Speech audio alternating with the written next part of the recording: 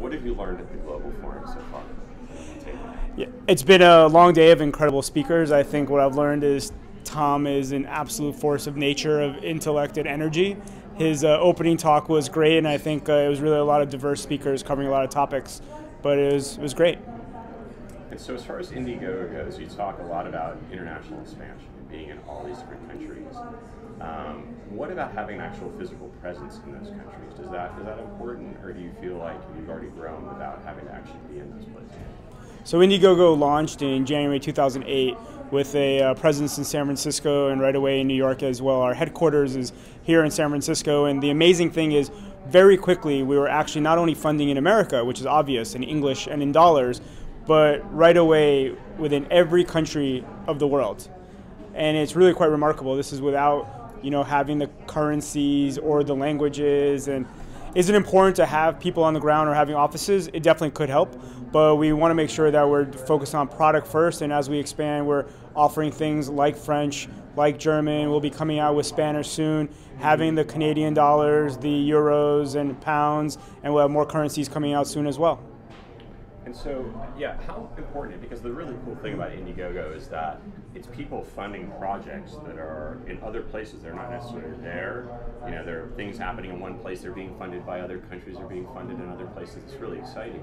But I'm just wondering, would in-person type things where there are actually events around campaigns and stuff, does that help? Have you seen that happen where it's something that in a physical world actually helps kind of fund something? Yeah, probably the number one thing is just that aspirational campaign where somebody's not sure if they want to do a campaign and they see somebody who's run a great campaign on Indiegogo and they say, oh, I want to do that as well. So if you're a German and you see somebody from Germany do something and raise that money, then you're going to do it next. In terms of events, that's definitely helpful.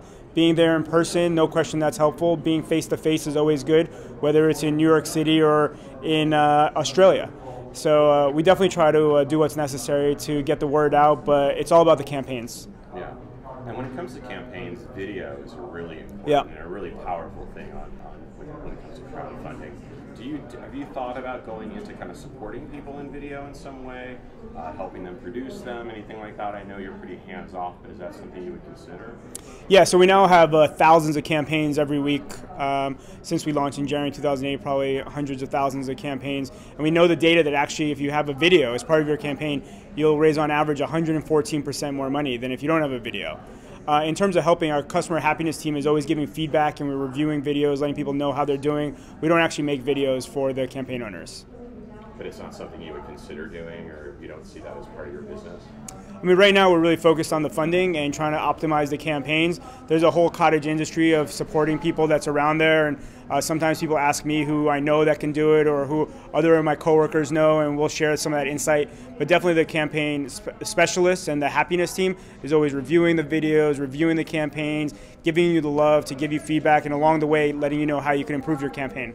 So why do you call them the happiness team? I mean, they're probably dealing with people who are not so happy. So you're absolutely right, which is why it's remarkable that they're always creating happiness. We see that touch point of when somebody sends in a note that maybe something's an issue or maybe they want an answer as really that opportunity where we're actually getting to engage with you, the customer, which is incredible. So we want to take that moment to turn it around and make you happy. Okay, makes sense. And what about the idea of crowdfunders who actually become investors and get some sort of return if something really is successful? I know it's something you thought about when you first were going to found it. Yeah. Now the rules have changed. Now that exists. I know there are some other services that are going into this kind of crowd investing, I guess you would call it. It's crowdfunding, but in a different kind of funding, I guess, where you're getting something back. So is that something, where are you in that part of this? So there's 4 reasons why anybody funds anything. Number 1 is because they care about the person, the cause, or the idea. Number 2 is they want the perks, the product, the service, or the experience in return. Number 3 is they want to be part of the community, or number 4, they want profit. They want to give $1 and get $5 back. So since we launched in January 2008, well, when we came up with the idea in 2006, we wanted to go all 4 right away.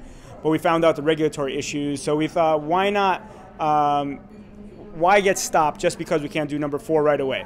Let's go with number 1, 2, and 3, see what's possible, start getting feedback, and maybe one day number 4 will be possible. Little did we know that in 2012 the Jobs Act would be passed, which will allow equity crowdfunding to be legal, but we're still in a holding pattern right now because the SEC still needs to come back with the rules. In general, we're totally pro equity crowdfunding, we're leaning in, we're doing research, we'll try to figure out the plan. It's hard for me to tell you exactly the plan because I don't know the answers from the SEC yet, but I think it's going to be very interesting because it'll create a whole new wave of funders that will enter the market. Definitely.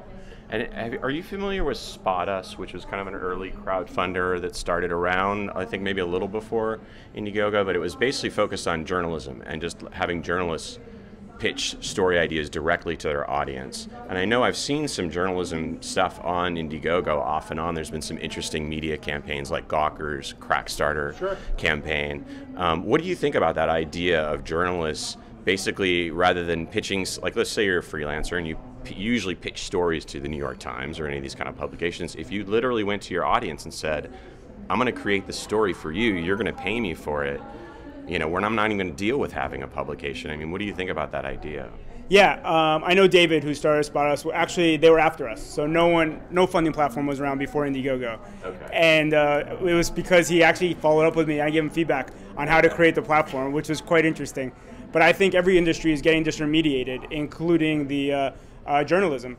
I think that whether it's the Rob Ford campaign with Toronto, or really what's really interesting is the fact that 3 citizens came together to really do their own journalism, I would say, by creating an ad in the New York Times in Turkey. Exactly, to spread the word about what was going on in Turkey. Now, obviously, those are not professional journalists, but they're using words to spread the message of what's going on in another land, which was really remarkable. Yeah. So what did you think about the fate of Spot Us? Because it seemed like it kind of was doing well. It got bought by American Public Media. It kind of fizzled out a little bit. I mean, do you still think that there's a lot of possibility to that idea, the journalism part of it for freelancers? Yeah, I don't know all the specifics around that specific company, but I do think that the industry as a whole, there is a market there. It's all about execution when it comes to creating companies, so I don't know any of the specifics of how things evolved. But yeah, we're seeing lots of good campaigns on Indiegogo, whether it be for publishing, journalism, or other things. So there's macro campaigns like there was folks who wanted to buy the Tribune company. So the Koch brothers wanted to spend $660 million. And there was a campaign on Indiegogo, which was the other 98% wanted to say, hey, we'll buy it for $660 million. I don't know if they ever thought that really would happen, but they were able to get $200,000 or more, and it created almost a journalism movement where people were talking about what the topic that they wanted to bring up. And there's also Grey Wolf, which was a publishing company that wanted to be able to raise money, so they were able to get $25,000 that they needed to be able to move them forward into the next generation of publishing. Now, the name Indiegogo, to me, it feels like kind of independent or indie type of thing. But then we see these studios coming in, or like, you know, TV shows that are like, okay, the TV show got canceled. Let's raise enough money from our fan base. We have a big enough fan base to, you know, let's say raise a couple $1 million and start and create a really high level TV show. So now the idea of who is an indie, who is a studio, who is a corporation, I mean, this is really something that goes beyond indies, right? Well, you nailed it when you first said it. You think of the word independent. Yeah. And it's actually all about the independent spirit. So Indiegogo is the independent spirit, which comes crashing into GoGo, which is fun and active. The two come together to create something that is special. So anybody can have the independent spirit, whether it's a kid who's trying to raise money to get a cow to offer to their community, or whether it is somebody who's more established, like Protest the Hero, which is a band that already had 3 albums, wanted to get away from their label, and raised over $300,000 from their fans, but they used the independent spirit to move forward. Okay. And I know one of the things that David did with Spot Us is that he had a limit to the amount you could give because he was worried that one person would come in on a story and be like the funder of the entire thing. Now, you don't have limits as far when it comes to those things. Someone could just fund the entire thing themselves, right? Yeah, I mean, it's really interesting how people will try to come up with different versions of Indiegogo since we started the industry. Some will be focused on a region, like a country or a city. Some will be focused on a specific vertical, like you're mentioning, with only on journalism or only about health or only something else. Or some have different business model innovations where it's completely free, helping with advertising, or like you're mentioning, where somebody can max out the contribution. For us, it's a completely open platform where what the funders want is what they get, and we don't decide, we don't judge, and we leave it up to the market. Are there instances where you would remove something? I mean, do you have some sort of, you say open, you'll accept anything, but if there's, I don't know, something that's around hate speech, or there's something that kind of crosses some line of decency, I mean, do you actually kick out campaigns, or? Right, so in terms of campaign creation, there's no application process, there's no human judgment, no one is reviewing your campaign before you launch to be able to accept it. because we believe in the market to be open. After that, it has to make sure that it's legal and it's complying with our terms of service. So in general, we're trying to be as open as possible and limit censorship. Okay.